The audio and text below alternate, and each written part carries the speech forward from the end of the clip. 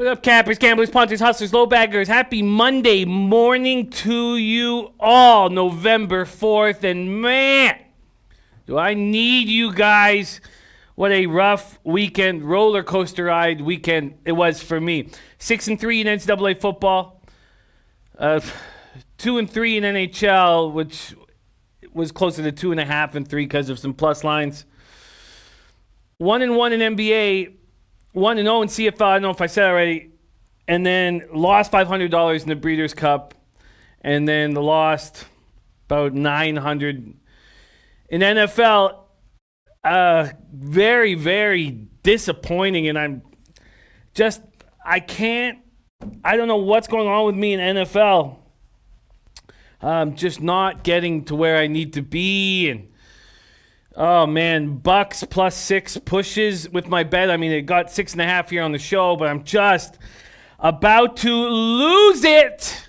And that's not a good way to start Monday morning. It's not a good way to start the month, and I know that. So I'm going to try and keep my shit together and be hopeful and all that good stuff. I am thankful to be sitting here in front of you guys and to see all these great cappers in the chat. Shout out to Matt Randall, first in the chat. Says, hey, guys, we can take Bowling Green cash for us easy. It was a great bet, and I didn't take it. I should have taken it. Also, Kansas State overhit for us. Monday plays 1-2-2 back at it this week. College basketball starts tomorrow. Late shows. College basketball. All college basketball all the time, especially early in the season. Jay Sweeney says, could the Giants beat the Cowboys now? I'm thinking about taking Giants money line plus 265. I think that they're not a good football team and should not be. The Jets played the Cowboys when the Cowboys were at their weakest. I don't think we should use that as an example of the skill set of the Cowboys. But there are 6.5s on the board from 7. Stephen Dollarino's Nilo was right on 3 of 4. Great job, Nilo. Great job. Nilo's on Cowboys today, first half -3. That does make sense to me, that look. That does make sense to me. Okay, Kanaskat, Eric Nisbet, Jansen, Angus Finley in the house. It was a bad beat team weekend for me. God, I was just bad with the horses, just bad. Oh, man. Look at Jansen, 6-0 in the pick 6. Currently 4th for this week. Only hope it hangs for $175 weekly price. Nice job, Jansen. Man, you're incredible at these contests. Jansen came second overall in the entire contest last year, picking up, I believe it was $6,000. Was it $4,000 or $6,000? I can't remember. Eric Nisbet, Tampa Bay was my only loss. Oh, man, that hurt. That hurt. I didn't realize. I thought I'd bet it at 6.5 too, and then I went over my numbers and I realized I'd bet it at 6, but got it on the show at 6.5. That bothered me. Nilo, Mally Mal, Bookie Lover Q, James H. Lamont Williams, Gerald Martinez, Anthony Devonti, Corey Kelly, Luis Fernando, Ace Quinza. Unbelievable. Paco Healy. So, Barry McCockner. Paco Healy coming back from that incredible weekend with the boys. Went to that Knights game with Prince of the City on Saturday. The only good thing that came out of the Breeders' Cup was that our very own Big Ragu put 400 on the nose. Vino Rosso at 9-2. And I thought, what could I do to spark me and maybe get a little of Big Ragu's energy rocking the hat that Big Ragu got me. So hopefully I can get a little bit of this as well. Tomino says, I can't believe my bet on the Colts lost. My bet on the Colts lost. It was very, very, very disturbing. Oh, Raven in the Desert met the boys. Oh, that makes me so happy, Raven. Oh, that's great, great stuff. Okay, angry. Nilo says, I do love your Bucks first half, but also love them for the rest of the game. I like them for the rest of the game. Antoine Seymour said, you pay attention to all home teams won in football yesterday except Jags weren't really at home. Wow, that's wild. Eddie Ola says, Jimmy, Argos was nice and easy. Look at this. I was going over some numbers. So my CFL to finish the year is okay. It's 26-22. Could you pop up the CFL record quickly? We got a lot of work to do and don't have time. But just because you bring that up, check this out. This blew my mind here with how we handled the Argos late in the year. And thank God for them. Thank God for them. It started a while back. It started here. So then, so we hit with Argos first half, Argos full game. It's about 6 weeks ago. And then we hit with Argos first half, Argos full game the following week. And then Argos +7 was a loss. But then we got it back with Argos first half, Argos full game, Argos full game, and Argos full game. So went 10-1 with the Argos down the stretch. And that's $150. Actually, a couple of those double ups were $125, but most of them were $150 a pop. Yellow Jesus says, what up, Jim? Just change your line of thinking with the NFL. I get that. But I've also beaten NFL in front of you guys 2 years in a row. It's not like, oh, the NFL's my daddy and it just beats the shit out of me. It's not that. It's just things aren't going well. Nilo said I like Vino Rosso, but it wasn't on our list. Yeah, I did not. Look, I stayed away from two big favorites in that race, Code of Honor and Vino Rosso, and it hurt me, man. Dutch Boy Fresh met some fellow. I'm so happy you guys all met, man. That made me so happy hearing all you guys together. Vegas Gun making it out as well. Just made me so happy. Amidst the losing I was having. Yellow Jesus says mid-season adjustments. I feel you, Yellow Jesus. I mean, oh, man, it's just very... Sebastian Arnold, 2 my trifectas missed both times. My third horse ended up 4th place. There's Not Flush Allen in the house. Okay, we've got a lot of work to do. We're going to be joined in 43 minutes by Teddy Covers. When Teddy Covers joins us, I'll have gone through all of NHL and NBA. So we'll start with NBA just because I'm going to open with NHL off the top of the show, then go into NBA, then we'll go with Teddy and NBA, then we'll go with Teddy on the Monday Nighter. So that's how we're going to work things. At that point, we'll break into NCAA football. Remember, we got Tuesday Nighters popping off this week. CR Max betting. Portland, there's Shadow in the house. It had a great week. It hit 8-game all NFL parlay and scored yesterday. Wow, you're just 4-0 in CFL, Shadow. You're just dominating. Spectacular work. Yes, Nilo, I'm not always going to lead you in the right direction, man. I'll often lead you in the wrong direction. That's the highs and lows of sports capping, and I apologize for getting you off Vino Rosso. And, obviously when we see a capper of the quality of a Big Ragu putting 400 on the nose as his only bet in the Classic, then clearly that's a horse that I was missing on. And I apologize, Neil. Okay. Thank you, Luis. All right, let's get to work right now. We're going to start with NHL. NHL was 2-3, and I'm angry. And I don't think that's a bad place to be with NHL. I feel like I'm seeing things clearly. I'm watching games, but I didn't feel like this was an easy card. Can you pop up the NHL record, Rafa, as we get rolling here? All right, and there's the NHL record. It's not where I want it to be, but it's fine for this point in the year. Copy and pasting Matt Randall's college football action. I will bring it up to Teddy right away. Let me grab this here right away. There we go. Copy and pasted. Manny Sanchez says, great weekend. Teddy's picks cashed me out. Yeah, Teddy had a great weekend. Dutch Boy Fresh says, Big Boss, real one, met in Vegas and the wife you respect. Aren't they a great team, man? I love Big Boss and his wife. Great people. Okay, let's roll. Barry McCockner says, hope you took Caps puck line, Jimmy. No, I did not. I was very angry and not betting last night. Nutflesh on says, Raven and Desert, another great low bagger, got to meet up with us this weekend. I was so happy. I absolutely love Raven. Great capper and huge part of our team here. Okay, let's get into NHL right now. And I came very close to pulling the trigger on the Bruins. And I want to hear what you guys have to say about this. Let's bring up the Sportsbook Review SBR odds picks. I came so close to taking the Bruins. My first instinct was that the Bruins are going to make the Pens are going to make the Bruins team play very sharp. But the Pens also step up in situations like this. And it was clear the play was the under 6.5 to me, I think. And that dropped down to 6 fast, and I missed that 6.5. Those of you who got on it, great work. Oh, sorry, let me see. I'm not logged in. Why am I never... Oh, no, I am logged in. Okay, sorry.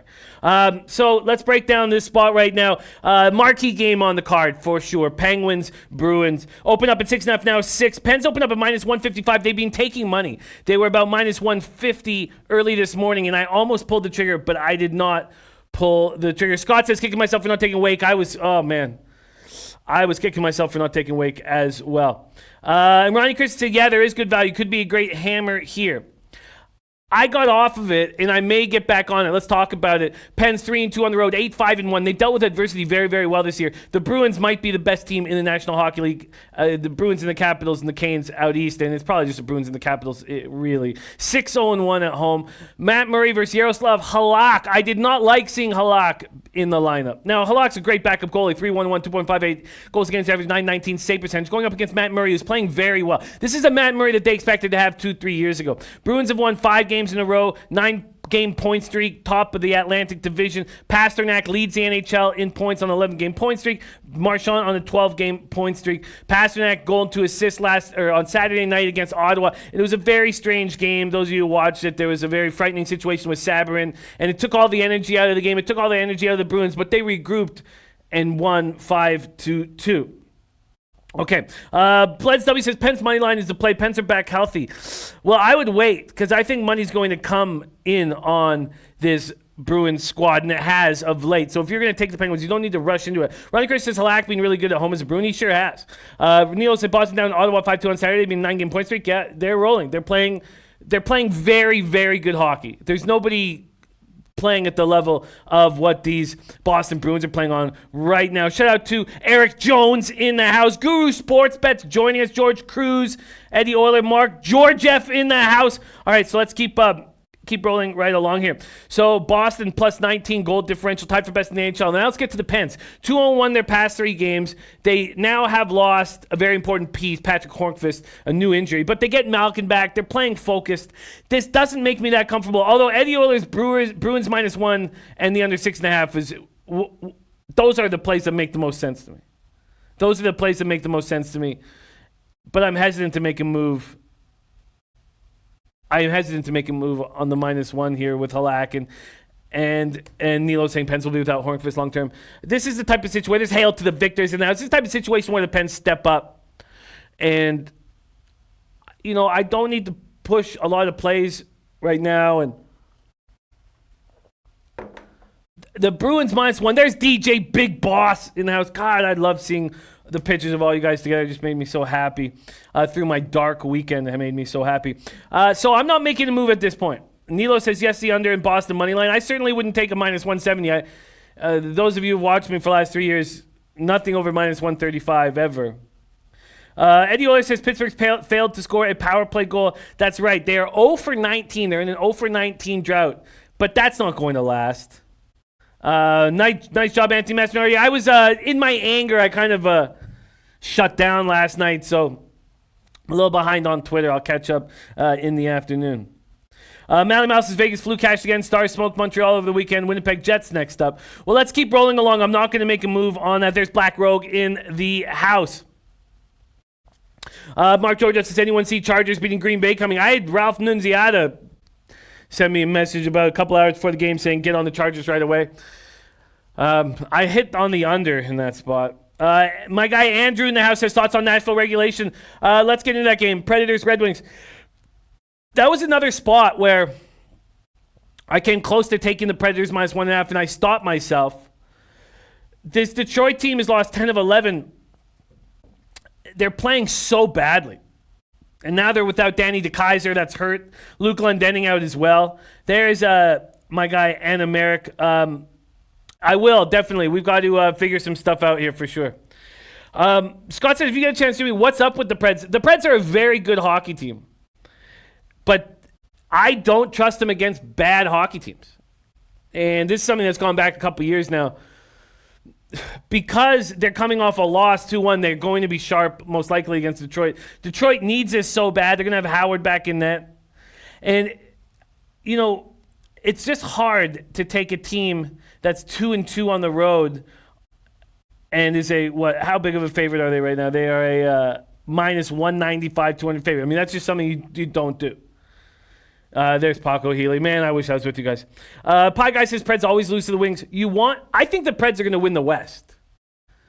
But I also am hesitant to take them against bad teams, and I want them against the best teams in the league.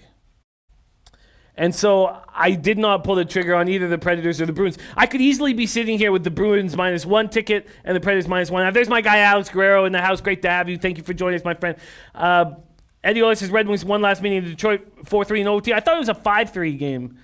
I thought, wasn't that was an early game of the year. I believe it was 5-3. Andrew, I was on Nashville in that game. They seem just to get a little lazy at times. Rene 7-0-2, 2.19 goals against, average .920 save percentage. They're beginning a 4-game road trip. They had 4 consecutive wins before those 2 losses. It was a 5-3 game early with 2 Tyler Bertuzzi goals. Wings have lost 10 of 11. They're an angry team. There's Tata Booker in the house. Thank you for joining us, Tata. I love seeing you in the chat. Tomrio says Rene usually comes up short in the playoffs. I don't see Nashville winning the West. I do. I think they're the best team in the West. And Lamont Williams, max betting Nashville money line. I just think if Lamont long term, I mean, you got to make these -1s or something because, I mean, what are you going to hit? 73% if you're going to hit these -200s, and 73% is what, a break-even point? I mean, I'd have to do the math. I don't have it in front of me. I'd be very tentative, Lamont, to make this, to get in the habit of taking these big favorites. You have to figure out a way to get that juice down. There's too much in the NHL. Any team can win on any given night, and with that, it just doesn't pay to take -200 road teams long term. And I'm not saying it won't work for you today, but it's just not going to work long term. There's A. Hilly in the house. Eddie Oiler talking about the 5-0 Sixers. We're going to get to that shortly. I have no move on this Predators Wings spot right now, but we have two angry hockey teams. Total coming in at 6. God. So let's just keep rolling along here. Let's move on to Coyotes Oilers. Man, the Coyotes are playing good hockey, but it's a pick 'em right now, or the Oilers are slight favorites. This total sitting at 5.5. We've seen a 9-cent move towards the under 5.5 at Pinnacle. Let's go. It's Kemper, Mike Smith. Smith coming off that 51 save performance, and it's very difficult. And Gene Montoya said situation good for Preds. Situation very good for Preds. They're angry. They're angry after losing 2-1 and then losing to the Flames. I get it. I absolutely get it. Barry is Sixers -1, first NBA bet of the year. I've already locked in 2 bets in NBA, and we'll get to them. There's Vegas Gun in the house. Love seeing Vegas Gun in the chat. The man that we've named our capping award after Vegas Gun joining us says, I'm taking Boston -1.5 for what it's worth. Yeah, I get it. And I almost took a -1 or -1. I was about 4 hours ago. I was very, very close to pulling the trigger. Lamont Williams liking the Nashville solo over today. You're not getting much. Yes, George. Here full game. No, I'm on the Bucks first half, but I don't mind the full game. Andrew is on the Predators in regulation -140. Okay, let's move on to Coyotes Oilers. Coyotes are rolling. 7 wins in their last 9 games. Latest victory, 3-0 win over the Colorado Avalanche on Saturday. They have depth up front for the first time. Schmaltz and Garland have been the most dangerous offensive weapons, and that takes so much pressure off the guys that they expect to get the goals, which is Keller and Kessel and Stepan. So they're, when they lost Halmerson, I was like, okay, I know this team dealt with so many injuries last year, but I was like, let's see what happens. But what's happened is Chychrun has stepped up, Demers has stepped up, and we know what we're going to get from Ekman Larson and Goligoski. So both teams have a star defenseman out with a fibula injury, Halmerson for the Coyotes and Larson for the Oilers. The Oilers are playing such good hockey, but how long will it last? Dutch Boy Fresh saying Vegas gun a real OG, no doubt. Guillermo says, Jimmy, tough weekend, bro. Yeah, it was a... very tough weekend. Very tough weekend. Dropping 500 publicly in the Breeders. God, it just stings. Just stings. Let's see. Animeric says, my Yotes are a serious threat this year. I jumped on futures for them. Let's go. I don't know if I would go that far, Animeric, but they're better than they've been, and they are a good hockey team. Ronnie Chris says Nashville beginning nearly a 2-week trip. They will be looking to set the tone. I expect the Preds team to be very focused on this trip. I agree with you, Ronnie Christine. I'll take him against good teams. Perfect rotation on the Coyotes, Oilers under. I think Mike Smith gets touched here. after that 51 save performance. I would love to take the Diamondbacks, but God, give me a plus line if I'm going to do that. If I'm going to take a road team here. I know they're 4-2-1 on the road, but Oilers are 5-1-0 at home. What, you're going to give me -100, plus 100? It's just not enough for me. It's just not enough for me, man. And it makes me not want to pull the trigger. Oilers on top of the Western Conference standings. They're on top of the Western Conference. They're 5-1-0. Is that right? 5-1-0 at home. And yet it's even money if you want to fade them. That just doesn't make any sense. Big Boss says fabulous weekend for all the team in Vegas. Man, I was enormously jealous of you guys and so happy that... Did I say Diamondbacks again? Okay, shit. Sorry about that. Okay, Jason Kelly says, anyone else hate taking unders in any sport or just me? I like unders better than overs. For some reason, I get a certain high off of going under, but we know great cappers like Babano doesn't like to take unders, so I get it. And I got to stop saying Diamondbacks when I talk about the Coyotes. Okay, let's move on to the one game we haven't touched on. That's Senators-Rangers. Nilsson, Georgiev, third straight start over a Hall of Famer who will be on the bench in the King Lundqvist. Dustin H. says everyone everywhere is taking unders. It's why they sometimes have value. No doubt. And Jimmy Gomez says Arizona under only. You know what, Jimmy Gomez? Look, I do not want to take Mike Smith. Expect Mike Smith to have a great game after a 51-save performance. Everything goes his way up against Crosby and Malkin. And that's not the type of situation I want to take unders in. I would rather it be, when he's, not after the game of his life. I think that's tricky. Eddie always saying I have one of my biggest tickets ever on unders. Captain 24/7 says unders give me anxiety. Matt Randall says I prefer unders, actually hardly ever taken over. And Nilo saying New York Rangers beat Ottawa 4-1 in October. Rangers are playing good hockey. They beat the Predators 2-1. That was an angry Predators team too. The Senators are just a bad hockey team, and Nilsson's not a good goalie. But .919 save percentage is not bad, especially when you have a 3.36 goals against average.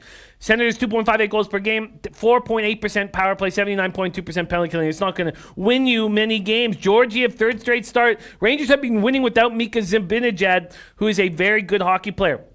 He was on the ice before practice Sunday, but not for practice, before practice. He might be given the green light. We don't know. Ottawa alternated wins over the Red Wings, Sharks, with losses to the Bruins and Islanders. But that game against the Bruins that they just lost 5-2 was their first game since October 27th. So this is a fresh hockey team. Senators will take the ice knowing that Sabrin is going to be fine after that scary collision. So Nilo talking about Senators getting the scare was from Sabrin, yes. Okay. Oh, Sportsman of the Year, Lucky Lefty in the house. Misplaced my phone. I hope you find a Lucky Lefty. Thank you for joining us. So, when I see this spot here with Ottawa Rangers, I see Ottawa having the value here, a fresh Ottawa team. And I see a somewhat cocky, feeling good about themselves Rangers team. And I think this is a spot where we jump first period Ottawa. And let's see what we get on the money line first period Ottawa here. First period Ottawa, I really do. I feel like this is a spot where Ottawa comes running. Vegas Gun said, man, it's so wonderful hanging out with Low Bed Crew, paying for it, but well worth it. Oh, Vegas Gun, it made me so happy to hear you were out with everybody. Twice, too. Not just once, but Vegas Gun making it out twice. Oh, what a huge smile put on my face. I think this is a fat and happy spot with the Rangers, underestimating a team like Ottawa. Do I want Ottawa full game? No. But I think Ottawa comes out hungry. And here we go, my first play on this card, and at this point, my only play on this card. I'm going to take the Senators' first period. I'm getting a plus 138 at Pinnacle. Senators' first period, plus 138. That's my only look on this NHL card at this time. We have 25 minutes to break down NBA. Let's get to work. On the association. It's gone well. The plays that I've been moving on, I feel very confident with, and I think I'm seeing things clearly, but very small sample size. No time to pat us on the back at this point. Can you pop us up the NBA record, Ref? It's good. Good start, but small sample size. Let's get to work. The first play I had to make was on the Nets, and I could have got him at 3.5, and I was like humming and hawing, and I don't know what I did. Made a coffee, but I came back and it was 4.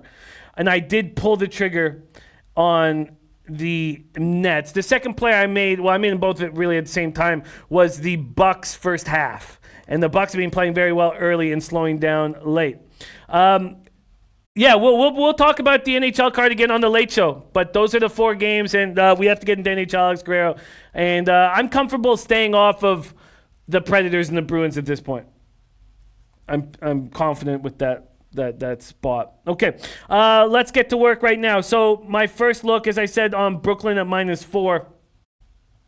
And I guess it's not too big of a deal that I didn't get 3.5. Anthony went 6-0 in NBA yesterday, 16 parlay. Beautiful, Anthony. I can't wait to check that out. Major Tom says, after this weekend, my advice, drink heavily, I'm buying. Yes. Major Tom, this one hurt, man. This one hurt. My guy Tri Sawyer in the house saying, love the Bucks first half tonight. Okay, so those are my two looks. Let's start breaking down this card. And Tomar leaning over in Milwaukee, Minnesota. Says Minnesota playing fast. They can't defend Giannis at all. That does make sense to me. We're on spreads and totals here. Let's just start going through the card from the first game. And that would be Pistons-Wizards. Pistons 1-2 on the road. Wizards looking for their first victory at home. They're 1-4 on the season. Pistons 112 points allowed, 108.3 points per game. And the Wizards 117.2 points per game, allowing 121.4. Pistons pulled off that 113-109 win over Brooklyn with no Reggie Jackson, no Derrick Rose, no Tim Frazier, and as well no Blake Griffin, who possibly could be back in this game. Wow. Derrick Rose already been listed as out on for Monday today, so we will see if he gets in line. Drummond just a monster, 25-20 against these Nets. And it was Bruce Brown making his first career start as a point guard that stepped up in that game against the Nets in a big way, 22.7 assists. Kennard, too, stepping up. This guy wants to play in the NBA. For a while there last year, I was like, man, I don't think he's tough enough to play in the NBA. 24 points, 2 free throws to seal in the final 30 seconds. Washington's lost 3 straight. They've allowed 414 points in the process. First 2 games were close. They lose to Houston in that crazy 159-158 game. Then their last effort, though, awful. They lose to the Timberwolves without Karl Anthony Towns. Beals goes for 30. Hachimura held to 4 points by Minnesota. He just looked awful. Absolutely awful. Pistons, Wizards, we're sitting here with the Pistons as 3-point dogs. They open as 2-point dogs. This total stuck at 225. Black Rogue liking the Wizards here. Eddie Oyer saying Wizards have lost 3 straight. Wizards look bad, but this is the spot where you'd probably want to take them.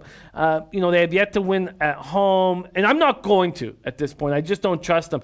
But I'm not going to take Detroit after that big win in Brooklyn. And Tony Marino saying I'd lean Washington at home at this number. And yes, Jeff. I don't think the read on the Classic was so bad. We knew we handled the pace correctly. And, Owendale was sitting there 5th going into that stretch drive. I mean, he was in a perfect spot for him to pounce. We were off of Code of Honor. That's not easy. I mean, that's a second favorite at 7-2. We had Code of Honor off our complete card. That's so great to see you, Jeff. And we will fight again. All right, let's move on to Brooklyn Pelicans. Eddie always says 3-catcher guy took Rockets Grizzlies under 234. I saw that total dipping fast, and it's now down to 230.5. At what point is that too low? Because remember, this isn't Memphis team from last year. They're second in the NBA in pace. And look at Joe Anisi waiting till it gets down to 230 and taking the over. See, I've got Memphis as second in pace to play. Joe has them in third. I agree, Joe. I agree. I really agree with that look. Joey, work play of the day. Catching fire. A lot of people asking about the work play of the day. Going to copy and paste that right now. There we go. We have no taint play of the day, but with college basketball, we're going to be seeing a lot of them.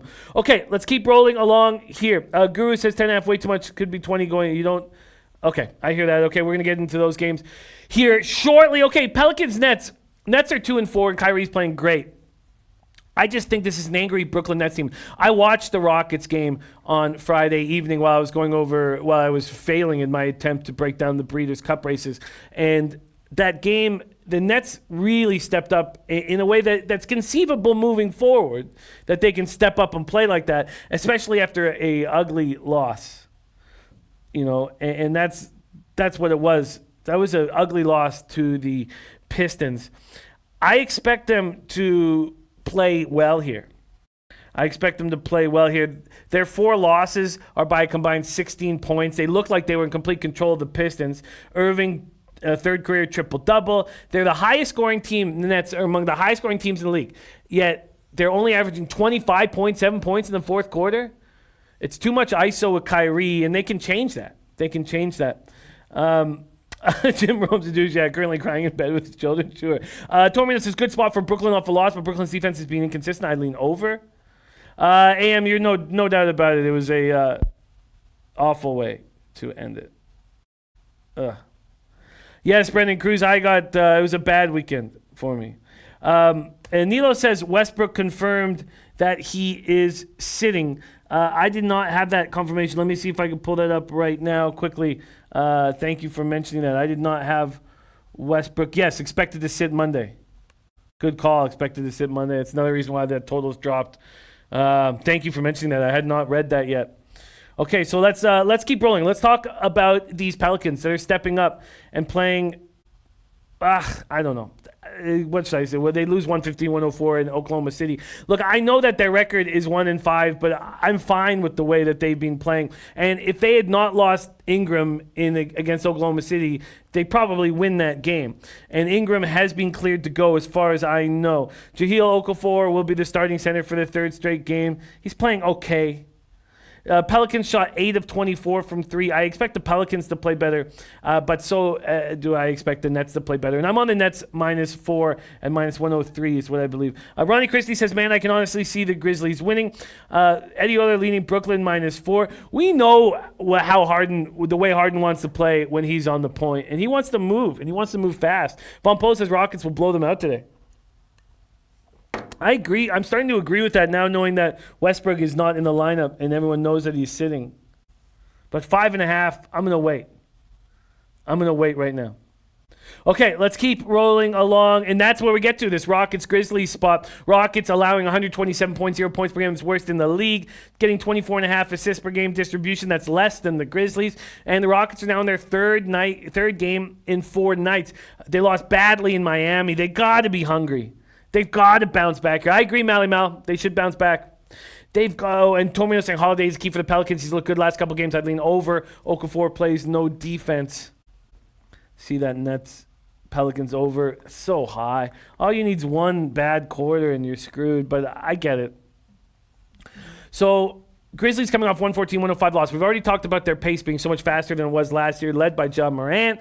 Dylan Brooks and Brandon Clark are giving this team hope. Memphis has had halftime leads in all but one game this season. It's just they have no finishers. Jared Beatty says, what about the Rockets first half? Again, the Grizzlies seem to be coming out so fast and so strong. Perfect Rotation says the fact that there's no Westbrook I like. Westbrook is not playing. I think I want a little bit more time on this. Nilo saying Houston 4-1 against the spread in the last 5 games for his team with a winning percentage below 400. Tomer says Harden, it looks like he's in great shape right now. I'm not laying 6.5 with Houston. Yeah, I couldn't lay 6.5. It's gone down to 5.5. This total down to 230.5. I think that without Westbrook on the court, there should be even more scoring. Carlos Perot saying 0-6 against the spread. That's terrible. Continue to fade. Carlos Perot, I get it. I absolutely get it. Eddie Oler leaning towards Memphis. And Ski Profit in the house. Great to see Ski. Says Rockets should not be 6-point favorites on the road. Great to see you, Ski. Thank you for joining us. Sportsman of the Year says, that's our guy, Lucky Lefty, says Harden hold it down for the Rockets today. I think so. I really think so. Ronnie Chris says, what have the Rockets proven to us this year? Nothing.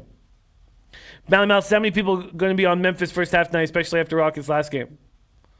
The Grizzlies have been so good first halves, but I think if this is a spot where Harden's in control, it'd be tricky. Yes, Brendan Cruz, we do have and it's on this very game, the over 230.5 in the Rockets-Grizzlies. Paul Ramirez says, keep fading Rockets until Harden gets a 3-point shooting up. Oh, man, that makes a ton of sense. All right, I'm not making a move here on this point, but I did take the Bucks first half. I believe I got -3 at, God, I can't remember what the juice was. I'll pull it up in a second. Let's see what it is right now to take the Bucks first half. Here we go. Milwaukee Bucks first half is at 3. And the bookmaker 3.5 was there when I took the 3. So that's not a new 3.5. The juice is now at -111 at Pinnacle. I can't remember if that's more than what I got I can't remember at this point, but I'll look it up. Bucks aren't playing very good. And, the whole NBA isn't playing very good. It's early in the year, so many new faces in big spots, and it just doesn't seem like it's any team looks dominant. I mean, yes, the Sixers are 5-0, but man.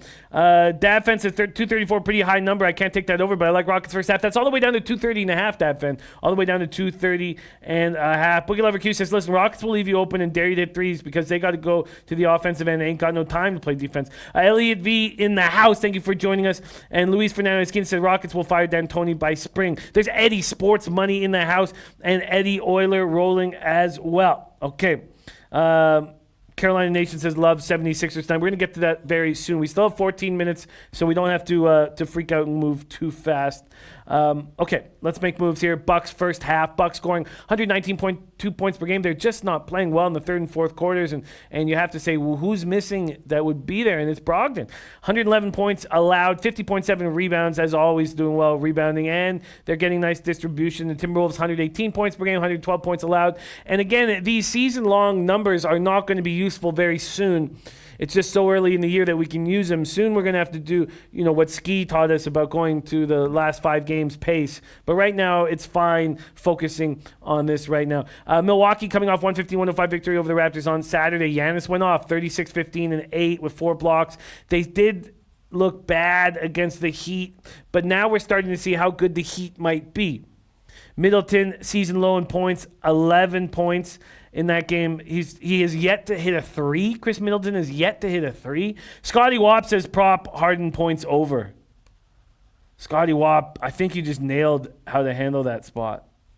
K-Con saying Bucks, Minnesota under. Let's take a look at what the market is that we're dealing with right now and get back to capping this game. It's a 3. Oh, that's first half. Let's go to full game spreads and totals. Here at sportsbookreview.com, the SBR odds page. Here we go. The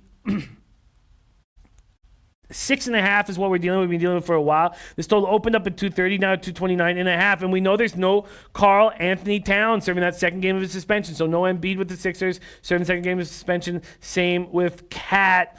Timberwolves 4-1 start for the 5th time in franchise history.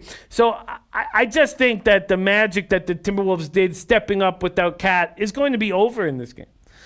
Again, I do not want to take, yes, Jansen Cat still. I do not want to take the Bucks here full game, but I don't know why I'm hesitant to do it. My guy, Lenny Jean-Louis in the house says, Jimmy, Bucks first half, already on it. Already on Bucks first half. LAV says, who will stop Giannis? The answer is nobody. So if we look at what they did, they had Georgie Dang. They had Dang out there.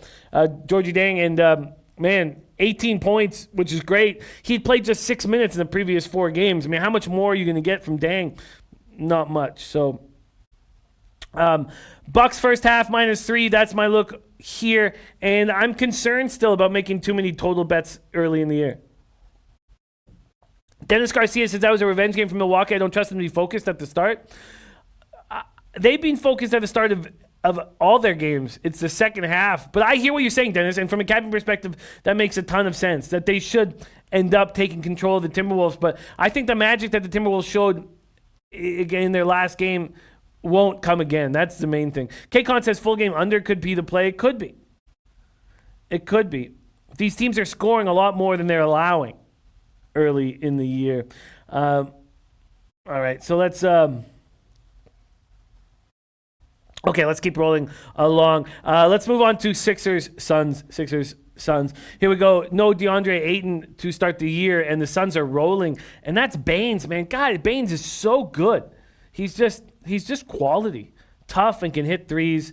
76ers 5-0. Man, Corkman has hit that dagger against Portland on Saturday. Philadelphia won its first 5 games for the first time since that 2000-2001 team. Simmons' second double-double of the season, and the Sixers are just going small without Embiid, and it's working. It is working. Sixers have out-rebounded all 5 opponents, have a plus 12 rebounding margin per game, and then Simmons, they have a plus 8.4 assists per game. They're playing very, very, very well right now. Angelo says, my Wolves are underrated. This group is a team. Yeah, it seems That way. It seems that way. I'd like to see them do that second game in a row without Carl Anthony Towns, but you have every reason to be excited. Von Berger says Suns a live dog. Suns second in the league in assist margin. So you have the best two teams in the league in assist margin. Suns have made at least 13 3-pointers in their past 4 games. Monty doing a great job here. Baines started the last 5 games, place of 8 in Baines' career high 7 assists against the Warriors. Then he puts up 4 threes in a victory at Memphis, averaging 17, 6.4, and 3.6 in his 5 starts. I mean, come on. Baines is stepping up in an enormous way for these Suns. All right, let's take a look at what we're dealing with. 76ers Suns here. Sixers is a 1-point favorite and 223 or 223 and a half for the Suns. I can understand why people want to back the Suns. I'm not going to do that, but I could understand. Let's see. Tom Marino says Suns are playing well, but Philly much better team. Suns have no run protection to keep Simmons out of the paint. I agree with that. George Cruz says Suns couldn't beat the Jazz. I mean, Jazz are a good basketball team. Paul Costa says 76ers minus 1.5 is official line. This is a tough game. This is a very, very, very tough game to break down. And if I was going to go one way, I guess I would lean towards the under. And even that, I don't think I'm going to make a move on. But that's where I would lean. I would lean to the under. Ronnie Christie saying over. Black Rogue leaning to 76ers. George Cruz on the 76ers. And Eric Nisbet says Suns is the play. Eddie Oler says 259 last Sixers. Suns meeting in Phoenix. Boogie Leverkusen says Suns will hit a wall. They've been losing for a decade. And they're confident, and that scares me. I get that. Alex Guerrero, Philly is a home favorite. Yeah, you mean, or 2-0 straight up. But yeah, you mean Phoenix. Do you mean Phoenix? Because we're in Phoenix tonight. That must be what you mean is Phoenix as a home, but they're not. They're a home dog. So, yeah, hit me with that. Again, one more time, Alex, my friend. George Cruz saying 76ers squad too big for the Suns. Screwy Sportsbet says Suns have beaten my team early in the year, and I'm not going against them. They almost beat the Jazz. What does that have to do with anything? I hear that. Joe Anisi says, what's better than a Monday morning with the bag? You know, you guys get me out of my anger and my... Oh, thank God for you guys, man. Tomina says Philly's still a big team without Embiid, Simmons 6'10". I find this a very difficult game. And I'll see if I can get Jay Money to jump on our late show and we can talk about it more. But at this point, Sixers Suns, I feel like this is a very difficult game. Stu Chaos like in the over in the Philly-Phoenix game. And Lucky Lefty says, I went to high school with Monty. I know him personally. Seems like a great dude. It's all good, Alex Guerrero, my friend. Your stats have been extremely important to us. Don't get hung up on it for a second.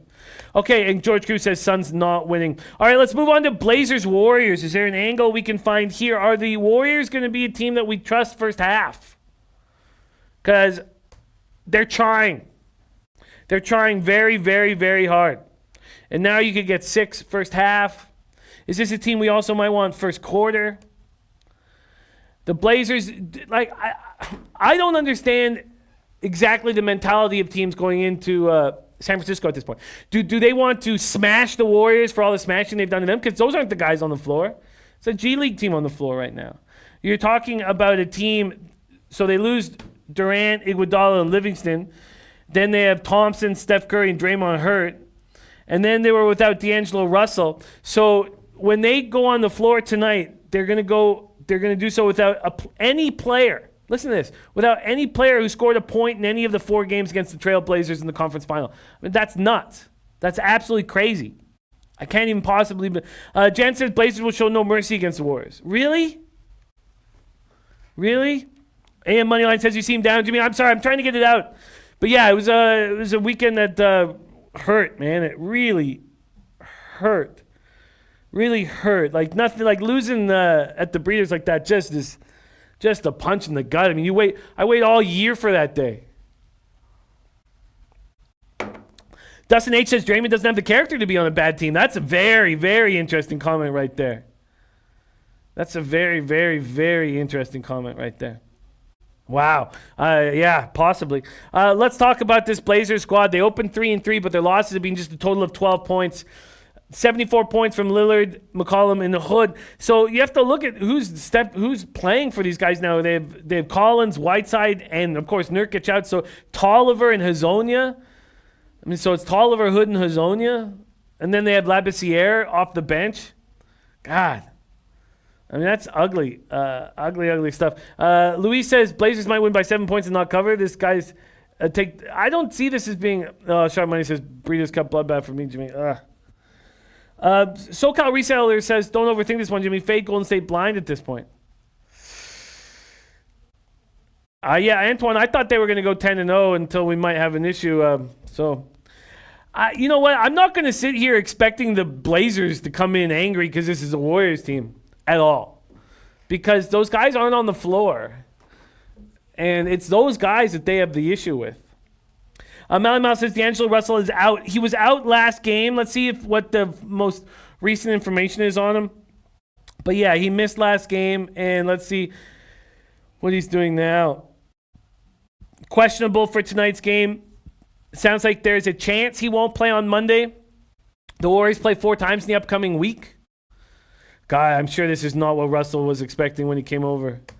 SoCal Reseller says Portland minus 10.5 is a gift. You're probably right. I mean, Eddie Sports Money saying Blazers will win by 10 or more. Look, I'm not on the other side. Ed Boogie Love says, remember, these Warriors guys are playing for the whole league. They have to be motivated because they will never get to play. This is still the NBA. I agree with that. Nutflush Allen says Teddy Cover said fade the Warriors until proven wrong. I hear that. Mally Mal says y'all high if you think Warriors have any chance. CJ and Dame going for blood. Really? Going for blood against these G Leaguers? I don't know, man. And remember with NBA, they throw tricks and curveballs. And one of the things I've done quite successfully over the last 2 years is when something looks too good to be true, it usually is. And in the NHL, it's not. In the NHL, if it's too good to be true, you hammer it. Von Burgess says Blazers not overthinking it. Nutflush on team total over in Blazers. Are they even? I mean, I don't know. Guru says, but these Blazers aren't going to play to blow them out. The Warriors are playing for jobs. I agree with that. Ronnie Christer says Lillard plus 40. Jansen said, anytime you can embarrass a team that's been embarrassing you, you do it. I don't know. Sharp Money says sneaky under game. Let's take one more look at what the total is here. Full game, money lines, and totals. At Sports Review, the SBR, the great SBR odds page.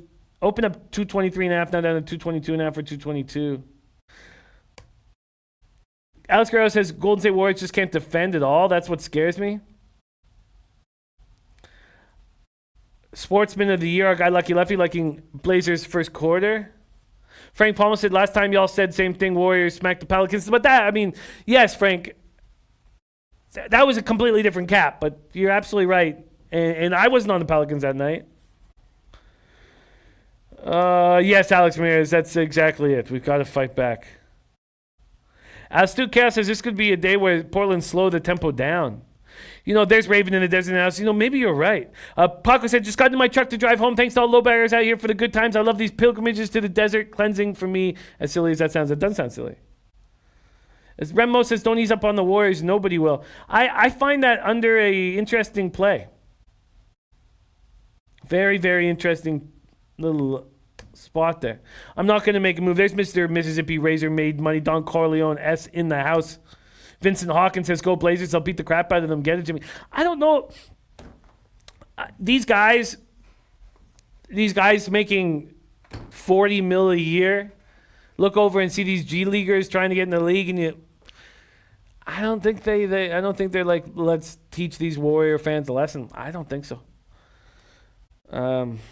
I certainly wouldn't talk you off of it, but I'm not going to make that move. All right, we have Teddy Covers joining us in a second here. We're going to start with NBA, see what he's on. I've not added anything in NBA. I did add one play in NHL, and I was happy to talk out NHL. And I'm comfortable not taking the Bruins or the Predators here on tonight's card. I don't feel like that's something I have to do.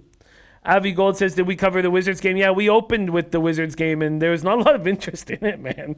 Seems like things heated up late. I'm not making a move on this Wizards-Pistons game, but if I did, I would take the Wizards at home here to get their first win after the Pistons looked so good with all those injuries in Brooklyn. Just feels like a letdown spot. Now, I'm not going to take the Wizards at home, But if I was given a free play, I'd probably do that. Vincent Hawkins says Lillard is back home, Jimmy. I can't wait to hear what Teddy has to say about that game, because to me, I just don't see a guy like Lillard making $40 million a year back home, looking across the court at these G Leaguers and think, let's bury these Warriors by 25. I have a difficult time seeing that angle right now. So I'm on one play in the NHL, and it's a play I want to make more and more. And that's the Senators' first period as a big money line dog. They're not huge because they're playing against the Rangers. Rangers feeling good about themselves, getting plus 138. And this is a play I'm going to make more and more throughout the year. And we'll break that down, that just the first period Senators play, because at this point they're the only team I want to back first period. We'll break that down individually in our stats. And then I'm on two plays in NBA from this morning, backing the Nets, -4. I should have got the 3.5. I should have made the bet before making the coffee. It was a mistake. And then I am also on the Bucks first half -3, and I can understand the Bucks not being as focused in this spot as they were against the Raptors. I just see the Timberwolves falling off after that spectacular. Both the Timberwolves and the Pistons playing so spectacularly well without their stars. I don't see that happening a second night in a row, or second game in a row, I should say. All right, let's bring in our guy, Teddy Covers, starting this week off. Teddy Covers, my man, coming to us live from Las Vegas. How are you doing on this Monday morning? So this is a Monday morning. I can say I'm doing good, Jimmy. I like to say that on a Monday. How about yourself? I got just destroyed at the Breeders' Cup, and oh, I'm sorry. What? I thought the guys in Vegas did good. I thought they hit a big score. Oh, they did. I was not with Doc on Vino Rosso. I was on McKinsey, and McKinsey had a good race, and I stayed off. I thought I capped it soundly. We know in the Classic you need to be within 6 lengths of the lead, and I worried about Code of Honor being there, and I just didn't. So those top 5 horses, I thought, Vino Rosso made that run that was spectacular, but I thought I was in good shape. And who knows if Tyler Gaffalione hadn't have blocked off that inside edge. I still think Vino Rosso would have caught McKinsey, but if he hadn't have knocked off that edge, maybe it's a different situation. Yes, Big Ragu hit $400 on the nose on Vino Rosso at 9-2, and that's why I'm wearing the hat that Ragu gave me. Maybe I can get a little bit of his energy and his glory. I did go 6-3 in NCAA football over the weekend, 1-0 in CFL, but then got beat up in NFL and beat up at the Breeders. And the reason why the Breeders bothers me so much is because I look forward to that all year. I studied all year and prepared for it all year. And I know the studying's a little lackluster because I've got all these shows and I'm not just focusing not going to the track every day. But it was something I look forward to so much. So losing $500 really bothered me. Glad to hear you had a great weekend, though. And I know that will continue. I think you are going to get hot. So let's get right to work. Corey Simmons putting in his place. Going to copy and paste this very quickly. Let's start with NBA, and then I'd like to ask you about the Monday Nighter, and then we'll go into NCAA football. I've made 2 moves in NBA on the Nets and the Bucks first half, and we're still looking good. We're 10-6 on the season. Are you making a move on this NBA card? So there's 2 games that I like, and one of them is the Brooklyn game that you were just talking about, Brooklyn, New Orleans. I like that game over the total. That's been bet up already this morning. I think I put a 237.5 in my pocket. It's not far off. I mean, you get 238s right now. And Pelicans, every Pelicans game's going. I have no hesitation right now riding New Orleans over. Gentry's never been a defense-first guy. The Nets aren't playing defense like we want to. This game's going to be played at a fast pace. I played over in that one. And I played the game that you were talking about when I first came on that you said I got no action on. But you leaned to the Wizards, and I, too, leaned to the Wizards. I leaned to the Wizards enough to make a bet. And my thought process is very comparable to yours. When you're talking about, hey, the Pistons played out of their minds. They were missing 4 key guys, and they went on a huge second half run and beat Chicago the other night. I wasn't anticipating 2 games like that in a row. It's a Wizard spot. I laid 2.5 this morning. The market's already at 3 for that ball game. Doesn't look necessarily like Derrick Rose is going to be able to go for the Pistons. Detroit's a banged up team, and Washington has this game circled. So, back-to-back dismal defensive efforts against the Rockets and the T-Wolves for Washington. And the quotes were that they were interested in defense tonight. So I laid 2.5 with the Wizards line, 3 now as we speak. That's all I played in the NBA. The only other thing I was really kind of thinking about, the Blazers, but the line didn't come out. I mean, I have Golden State right now, power ranked as the worst team in the NBA. I have them lower, a point lower than the Knicks, a point lower than the Grizzlies. I've got the Warriors dead last out of 30 NBA teams. And my number was only 9. I can't lay 10.5 in the spot. I can't do it. And psychologically, which side are you closer to? These guys like Dame making $40 million per season are going to look across at these G Leaguers and not see Durant and Steph and Draymond, not think, let's destroy this team that knocked us out of the conference finals. What side did you see them looking across it? I posed that question wrong. Do you see two things? Do you see them looking across at G Leaguers and not wanting to destroy them? Or do you see them looking across thinking, this is a team that knocked us out of the conference final, let's destroy them? I would go with the former rather than the latter. It's not the same team, and everyone knows. It's the same building and the same coach. It's not the same team. Do the Warriors have anyone on that team that scored a point in the series against Portland? I was under the impression they didn't have a single player who scored a point in that series on the roster right now, which tells you that, which worries me from a motivational standpoint, even though they're excited to go beat Golden State. It's not any of the players that are going to get them juice. So I lean to the former for that argument. That being said, I don't know if it makes a difference. Golden State is that bad right now on both sides of the ball. They're the worst team in the NBA. And the way I like to make money betting against the worst team in the NBA is I like to bet against them at home, but not laying doubles. The price just wasn't right. It's good. I might make a move with you on that Wizards spot. The only question I have is, from a big standpoint for the Wizards, you have Bryant, Bertans, and Hachimura. And I know that Drummond's still going to go for 20 and 20, but can Hachimura, Bertans, and Bryant give the Wizards enough? Because they're going to completely outplay them from the guard spot. Is that enough? Let me just say that. So is our thinking with the Wizards that Bradley Beal, Ish Smith, Isaiah Thomas, if you dominate from a distribution situation and kind of push Luke Kennard around, that's enough to beat the Pistons at home? So this is my thought process on the game. And you spent a lot more with the individual matchup. I mean, I'm not an individual matchup guy in the NBA, and I haven't found a lot of success, with the individual matchups in the NBA. What I like to do in the NBA is focus on spots, and I focus on teams that are mispriced in the markets right now. I look at Detroit as being in a very flat spot and the Wizards in a plus spot right here. And Washington showed me enough on that very first road trip of the season. They won at OKC. They hung tough with somebody else. There was a couple of games there where I'm like, this team is not, they're bad, but they're not hopeless.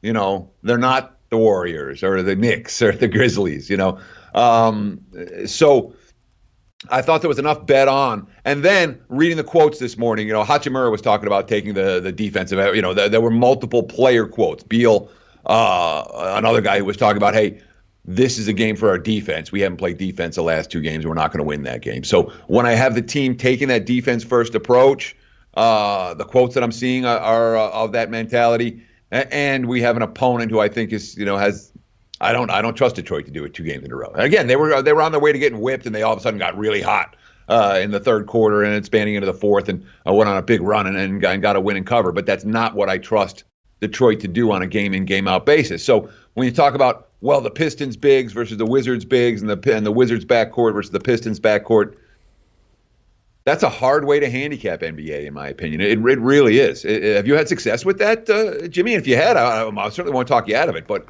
when it's the matchups themselves on any given night, you'll see a fair bit of randomness in that regard. From a fantasy standpoint, that's what you look for, but from a betting standpoint, not as much. At least in the way I handicap. Yeah, I beat NBA every year, but not enough to, raise a family. I mean, I beat it by 9.82 units 2 years ago, and last year I beat it by 16 units, or I think maybe it might have been 16 or 18. But yeah, I do. I break down the games in the morning, and then I have generally on big schedules I get an expert like a Jay Money, Junior Brown, Ski Profit to come on to the Late Show. And last year we had King Rail, who was great as well. And yeah, I go over matchups. I love the matchup spot, and that's enough. That's enough right now to keep me off of it and I'm going to stay off it because one player who is going to step up again is Bruce Brown. He wants it so badly. He wants to show everybody so badly that he can fit here, and so if he steps up, and then the bigs for the Washington, because I trust Bryant a little, but if the bigs I don't trust Hachimura, and Bertans is what's he going to do? He's just going to lollygag around the perimeter. With that, I think that Drummond can eat, and Bruce Brown, he wants it so badly, and he's so he has the potential to want it bad enough that he could will this.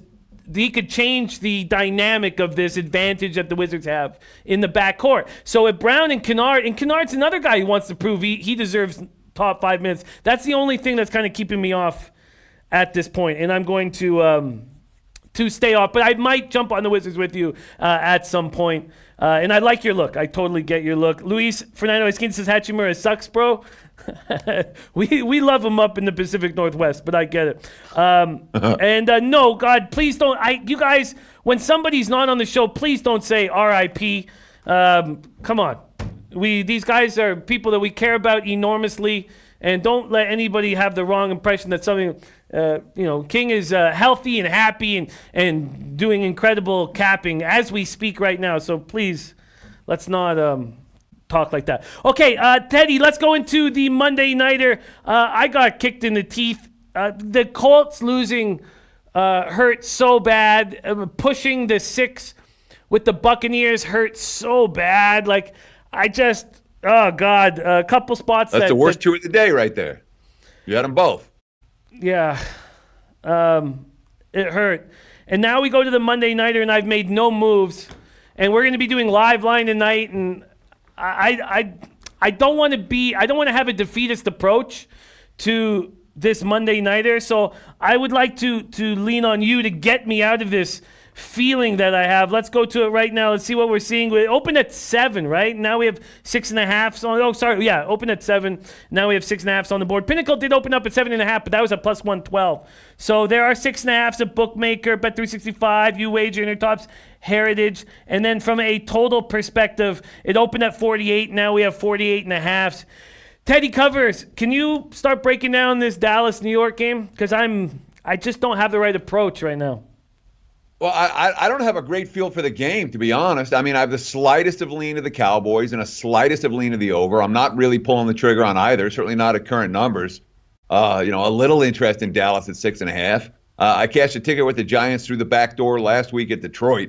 They weren't a right side. They got there, but they weren't a right side. And I mean, defensively, the Giants have a lot of trouble. There are issues for the G-men on the defense side of the football, issues that aren't going away and aren't likely to go away. All 3 units. The pass rush is mediocre at best. The linebacking core is dicey. The secondary hasn't been good. And that's a bad 3-pack to go and try to stop the Cowboys against. It really is. If I had to make one bet tonight, it would probably be Cowboys team total over. 27.5. Is a number I saw, and that one makes a ton of sense to me. I think Dallas is going to get theirs against the Giants defense that is spotty on a good day and bad on a bad day. But when we look at Garrett as the home favorite, they haven't been good. The Giants, this is the role that the Giants have been great in, not just this year, but for they've been good under this role under Shermer. They were good under this role before Shermer. Giants as road dogs. You don't lay points in these NFC divisional games. It hasn't been a money-winning strategy. Dallas, I worry about their red zone execution. I really do, even against that Giants defense. And it's not a game where I'm that close. Sometimes you're like, all right, well, I kind of lean this way. Cowboys lean, team total over, and the books had a very good day yesterday. For what it's worth, tonight's not a night to go contrarian. If you're looking for a contrarian approach, all right, well, I want to bet against the public, or I want to bet against the wise guys, or whatever it is. I don't know that tonight's that game. Tonight may be a little a give back because the books from every report that I've read, the books did very, very well this past weekend. And if I'm going to be studying this afternoon from a props market angle, you're expecting the Cowboys to put up points on the Giants. Do you expect that to come through the air, from the ground? How do you see the Cowboys beating up the Giants? And also, the Giants have been atrocious in first quarters. They've been outscored 38-0 over the last 4 games in the first 15 minutes. Do you think that trend continues? Also, do you feel like Michael Bennett being picked up will do anything to spark the Cowboys defense? That was a bunch of questions. The Bennett pickup, I wouldn't expect that to have a major impact off the bat. It could. But in terms of, am I expecting Michael Bennett to have an impact tonight? No. You asked about the Giants. What was it about the Giants? Well, just from a props perspective. Oh, no, okay. With the Giants, I asked about first quarters. They've been just atrocious, and I see people coming in liking the Cowboys' first half. Is that, just a small sample size, sort of a fluke situation, or do you think there's some real issues going on with Danny Dimes' game plan early? I haven't focused on it enough to really say, all right, the Giants are coming out flat. The Giants can't get it done in the first quarter. I'm not getting that sense. That doesn't mean that you don't want to bet against them, but I'm not getting a sense that it's something systemic. That's something that has to happen, that is likely to, because it's happened in the past, it's likely to happen in the future. I don't really get that sense at all. And then you asked about how it's going to happen tonight, for the Dallas offense against that Giants defense. And frankly, I don't see the Giants stopping Dallas on the ground. I don't see the Giants stopping Dak Prescott through the air. If you're looking at props, maybe you bet some Amari over. I would expect the Cowboys to go to their stars, and I think they'll have success in the passing game against Giants secondary that's dicey on a good day. Lit up by Matt Stafford last week. I think they get lit up by Prescott this week. So maybe I would say that we'll see. We tend to think of Dallas as Zeke first and then Dak. Tonight might be a Dak first and then Zeke type of game for Dallas. I do think they're going to chuck the football around. Yeah, and that's how I would defend the Cowboys. I would say, let's see if Dak and Jason Garrett can call up the right passing plays to beat us, because I'm not going to let Zeke do it. So that makes perfect sense, because I don't trust Dak. But if you have 8 in the box against him, he's going to be able to find – you expect him to be able to find an open receiver. Okay, there we have it. Giants, Cowboys. I still have not made moves, but I will be studying it this afternoon. And we will be live tonight, live line Monday night. And I will be sitting beside Flash at his apartment. And, man, I just after this weekend, I fear that I'm going to – maybe I should lay off the sauce tonight so I don't – go down a dark hole. Okay, let's move on to NCAA football. I had a nice enough weekend. It started with Navy first half, which was lucky. I did not probably deserve to cash the Navy first half. But Liberty UMass over 69, that pretty much cashed in the first half. Troy was a tough loss. Louisiana Lafayette cashed nicely. Houston plus 22. It looked like I was going to lose it for a second. San Jose plus 17. Beautiful. Kansas was a mistake. USC was a mistake. But I covered the USC mistake with USC Oregon over 62. So 6-3. Rafa, can you pop up the record? Moving in the right direction. I've got a lot of work to do to get to plus units, but moving in the right direction. How did things bang out for you, Teddy? So the plays we gave it on the show last week went 5-3.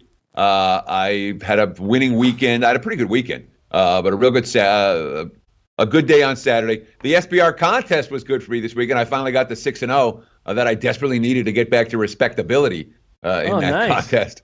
I knew I needed one, and I was able to put one together this past weekend. So I won on Saturday and I won on Sunday. So it was a pretty good weekend for me. But again, Jimmy, I know I came in smiling today, and last Monday I came in grumpy. But the bottom line is, win or lose, we come the same way, the same effort, the same attitude, the same energy. Sometimes if I had a shitty October. I was not happy with anything I did that whole month. Very glad to see the calendar turn. And when I changed stuff up last Monday, I'm like, it's not to change things up, just to change things up. I've been in this little funk. Let's take a day, a mental health day, and do something different, and then come back and look at it the way we normally do on Monday. That ended up working out very well for me last week. So pretty good weekend overall. And I made some moves last night and this morning in college football. Whenever you want to go there, because I know that you like to hear the Monday morning moves. I do want to hear the Monday morning moves, and I expected you to catch fire at some point soon. Eddie Euler, thanking you for UCLA. The big spot that I was beating myself up for was not being on Oregon State. It was a great breakdown you had this week. No, I had a play. I didn't give it to the clients, and I was mad at myself for not giving that game out to the clients. That was so easy. It was a great breakdown. And that was the only one that really aided me. Although all the guys were on Bowling Green, and that worked again. Okay, I'm copying pasting the looks here, and we have Tuesday football. We have a ton, but let's start by hearing what Teddy's on early in the week, and you guys start firing the questions. I will copy and paste them. Okay, Teddy, let's hear your Monday moves. Sure. We've got an action on Thursday night. I laid betting number 111, game number 111, Temple. I laid 1.5 with Temple. That's up to 2.5 now. I do expect that line to get to 3. If you think Temple can beat USF, I bet that sooner rather than later. I made a move on Friday night as well. The Oregon State team we were just talking about. I took them plus 10 against Washington, betting number 116. I wasn't sure if that number was going to hold. I wanted the 10 in my pocket. It's been a really one-sided series. I mean, Washington has dominated that team. But if you watch the Huskies go down this weekend, I'm not convinced they bounce back. That was a bad loss to Utah, and the way they lost that game. And Oregon State stood out to me like a sore thumb, and I'm like, I'm putting that in my pocket right now. So I took the plus 10, not knowing which way the line was going to move. Betting number 137, I laid 2.5 with Wake Forest this morning. I saw 3s last night. I thought it was going to go up. I was debating. I'm like, well, let's just see what happens. And it was 2.5 when I woke up this morning. I'm like, nice. I don't know that Virginia Tech's going to bounce back off of that loss. They gave everything they had against Notre Dame. And again, they weren't. The game turned on a 2-touchdown swing when you return the fumble, 90-something yards for the TD. It changes everything in that contest. Instead of Notre Dame being up 21-7, it's 14-all. And it was a whole different ballgame thereafter. I'm not convinced Virginia Tech going to bring their A game this week. I thought Wake at 2.5 was something that I wanted to make. And this one also I just put in my pocket this morning. And I don't know. I feel like maybe I jumped the gun on it, but 13 was just too much. My number's a lot shorter for Illinois, Michigan State. Betting number 135, put Illinois plus 13 in my pocket. I understand the spot, whatever. Sparty's supposed to do all that. I haven't seen Sparty being good enough to beat anyone by 13, and Illinois' defense is real. So I took the Illini in that game. I'm tempted by Minnesota at the plus 7, but I'm going to wait on that. I think that line may even go higher. And I missed the best number with Iowa. I'm probably going to get there with Iowa anyway. I think there's still 9.5s out there. But I didn't pull the trigger on Iowa. We'll probably talk about that one tomorrow. That's betting number 193. Shit, that's down to 8.5 in most places. Still a couple of 9.5s out there. I might end up waiting until later in the week till I get down there. We may well see some Wisconsin money come at some point here, but the first bets came against Iowa, so I held off on the Minnesota and the Iowas. But I am down on Oregon State, Temple, Wake Forest, and Illinois already for this week. Oregon State plus 10, Temple minus 1.5, Wake minus 2.5, Illinois plus 13.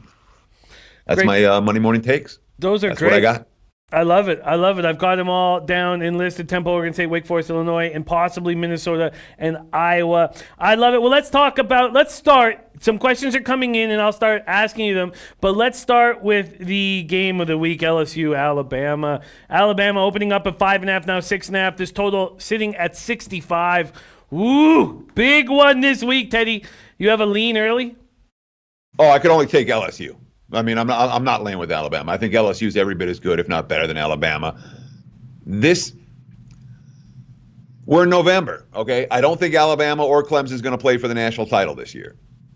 Okay, so in the biggest games with those two teams, I'll probably be looking to go the other way. And I think LSU's again, the look ahead over the summer was 16. LSU's better than we thought they were. Alabama's defense has shown some cracks. And even the elite programs don't win the national title or make the playoffs every single year. I think Alabama might lose this game. I can only take LSU plus. LSU plus, if you were to make a move. Eric Nisbet agreeing with that look. Okay, questions coming in. We're going to start with Sebastian Arnold, Teddy. He says, Jimmy, can you please ask Teddy if he has opinion on Baylor TSU? Baylor was -1 when he last looked. If you are looking right now at that spot, rotation number 161, 162, it is -1.5, but -1s have hit the board at Bookmaker and Bet Online. Teddy covers 11th ranked Baylor at TCU. That line kind of stands out a little bit, doesn't it? You know, it sort of stands out on the Monday card. That line stood out to me as well, for what it's worth.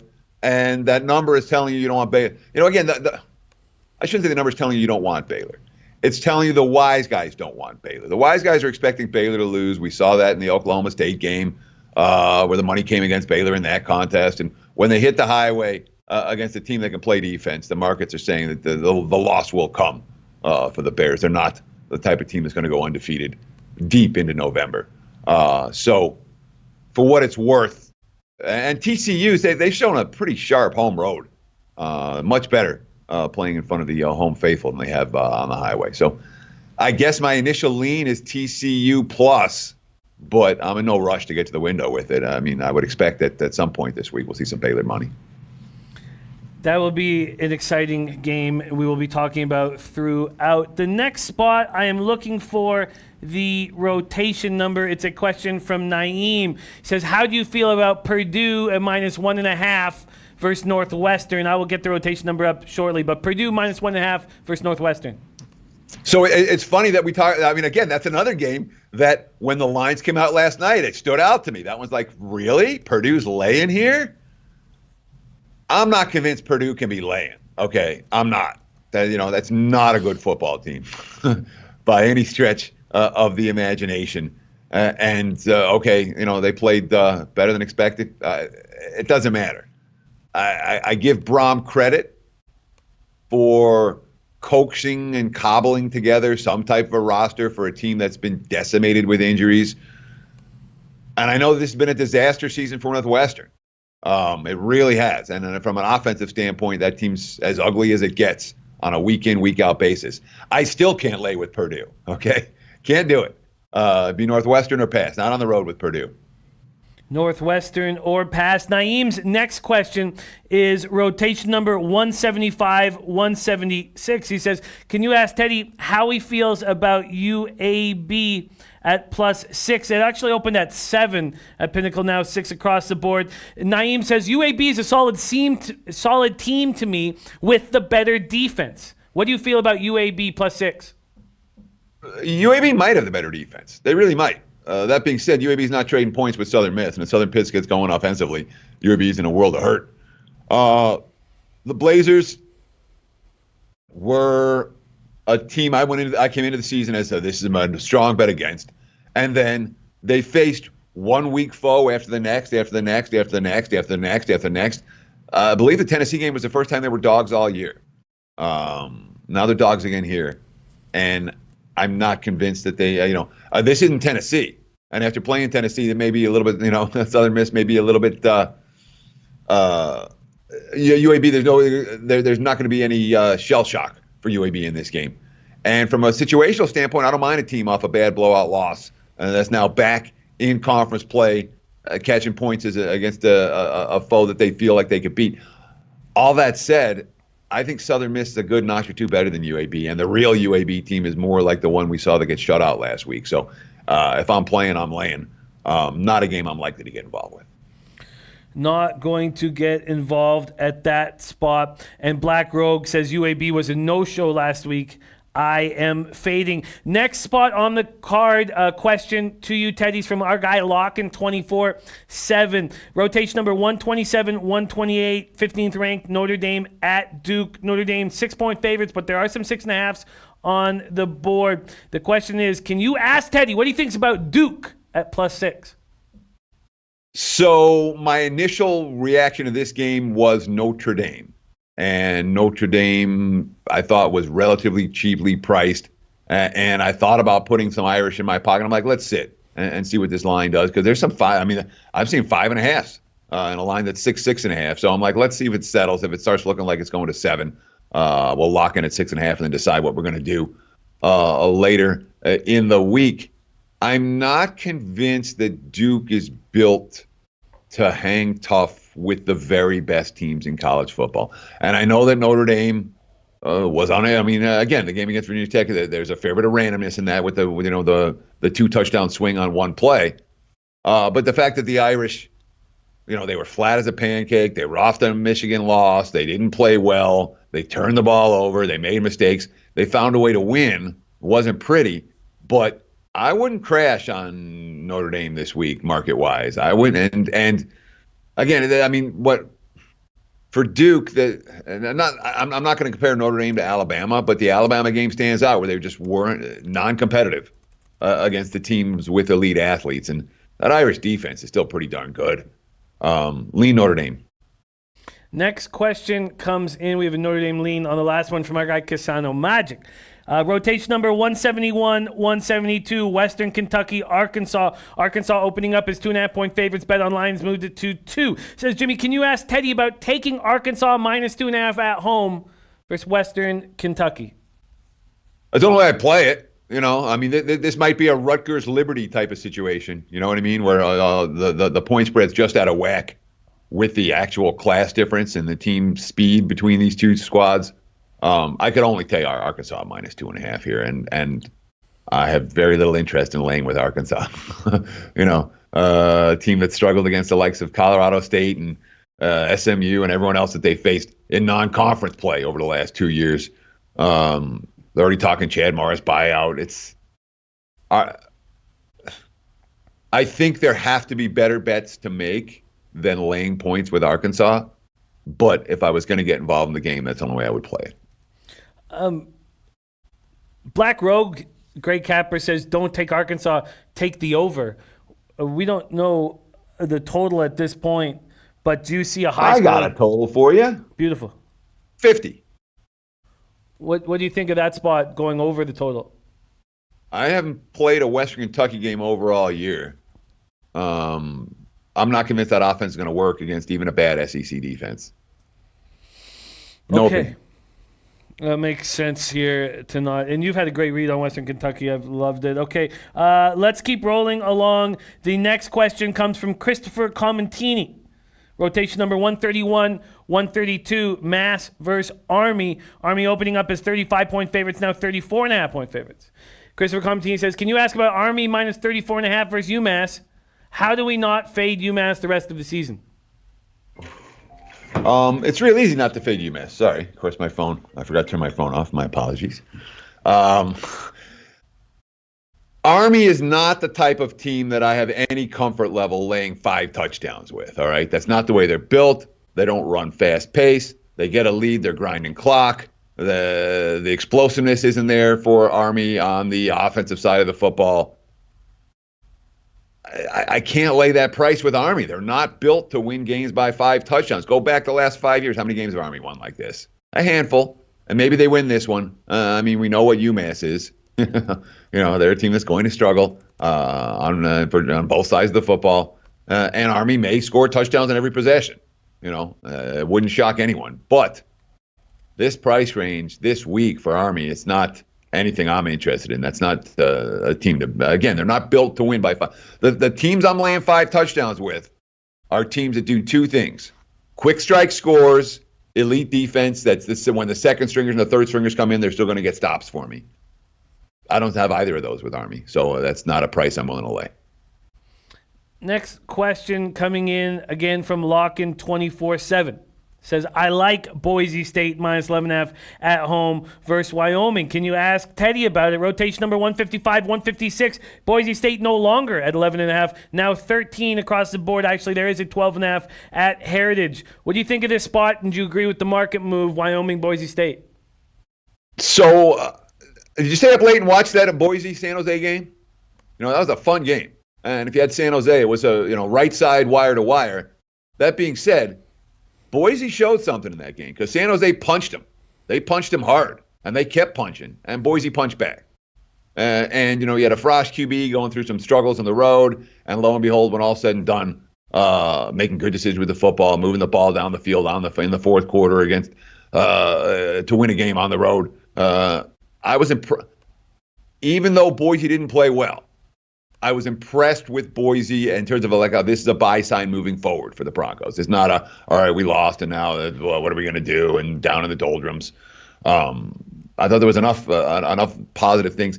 And Wyoming, again, the quarterback play for the Cowboys is limited at best. Wyoming's going to have a hard time scoring here. So I can understand the market move towards Boise off the opener, and I certainly wouldn't talk out of a play on the Broncos in this one. I'm going to look at a little serious history. That's not a game I did a ton of work on last night. Nothing I pulled the trigger on or anything like that, but I could certainly understand the lean towards Boise initially. I definitely want to look at serious history there because I remember that Wyoming's been hanging tough with them, I think, but I'm not sure. Let me look it up.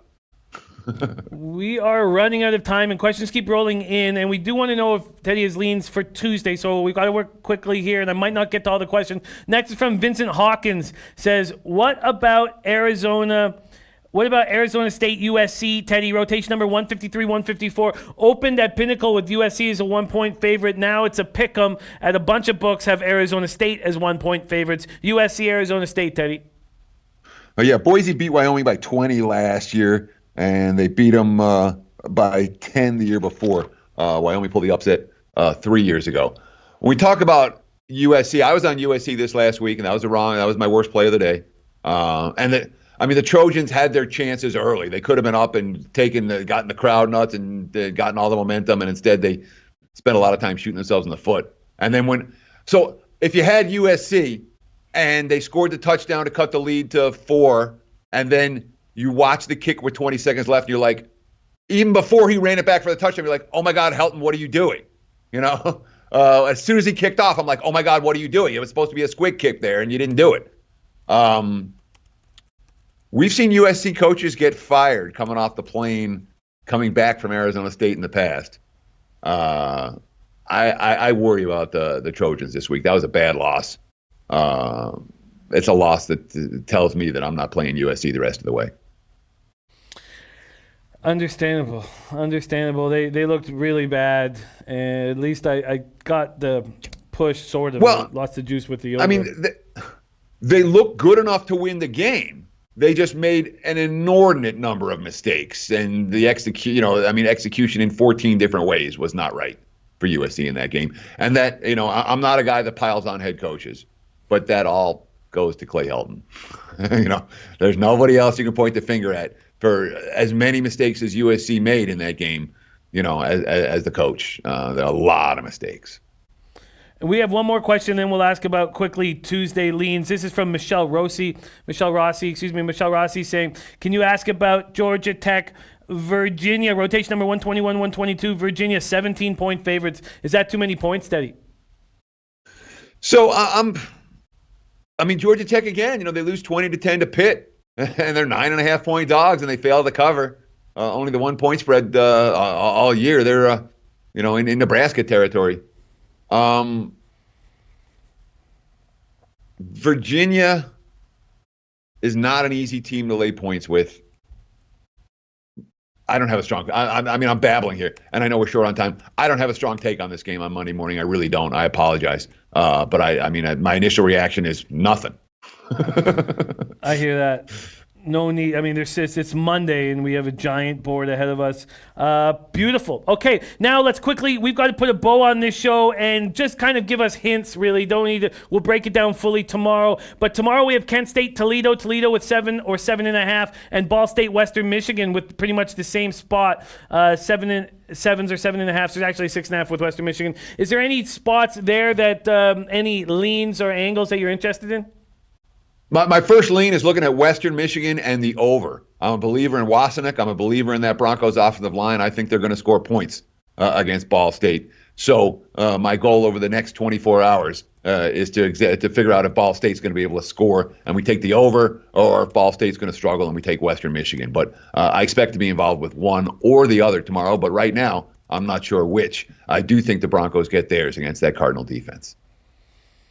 Broncos going to eat tomorrow night. We will break those games down fully and totally tomorrow night. We have action, NCAA football action all week long starting tomorrow. Teddy, great job. I'm excited. 6-0 week in the pick six for Teddy. We knew he was going to catch fire. I said that in the video. I was like, watch Teddy catch fire, and 6-0 in the week. Great job. And 5-3 on the picks that he gave out here on the show. If you're looking at what he's on early, Temple -1.5, Oregon State +10.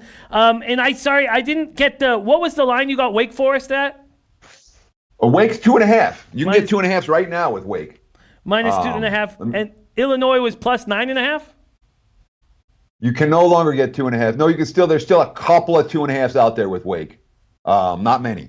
They won't be there. They won't be there in an hour, in my opinion. Temple, I laid 1.5 with. Illinois, I took 13 with. +13.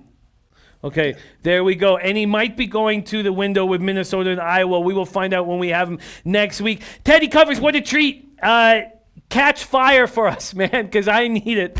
I need it badly, and it's a treat to work with you each and every day. The highs and lows of capping, they exist, and it's how we deal with them because we need the light in our life. It can't be filled with darkness, and I was so happy to see all the low baggers together at the Orleans this weekend. That put a big smile on my face through the difficulty of my capping this weekend. Teddy Covers, my friend, follow this man. Teddy_Covers on Twitter. Do follow him if you're not following him. If you're not on Twitter, get on it because it's where we do a lot of our work, a ton of our work. Teddy Covers, thank you so much for joining us. May this be the Monday that begins a great week for you. Well, thank you, Jimmy. That's very kind of you. And I mean, I'm so bummed that I didn't get to hang out with the low baggers down at the Orleans. Where were they at? I know you said they were at the Orleans.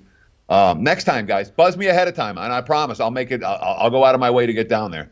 As long as it's not the some crazy weekend in November when everyone's going nuts. But thank you. Appreciate your time, Jimmy. Always appreciate the forum here, and good luck tonight, guys. We'll talk again tomorrow. There he is, Teddy Covers. He will be back live on the show tomorrow morning. Nuke Worker now says, sorry, gotten late today, Jimmy. Busy day in the Darlington dungeon. Good luck with your plays tonight. Thank you, Nuke Worker. I have 3 plays tonight. I'm on the Senators' first period at +138. That's going to be a play I make more and more moving forward. And so I'm on the Senators' first period. That's my only hockey move. I'm on comfort. I came very close to taking both the Bruins. I was going to take the Bruins on the -1 line and the Predators on the -1.5 and hesitated. And no reason to fill it up, especially coming off a tough weekend. So I'm not going to fill it up. And only on Senators' first period, +138. And then I've got no play on the Monday Nighter as of yet, but I will because we're going to have live line tonight. And then in NBA, I have 2 looks that I like, that being Nets full game, -4.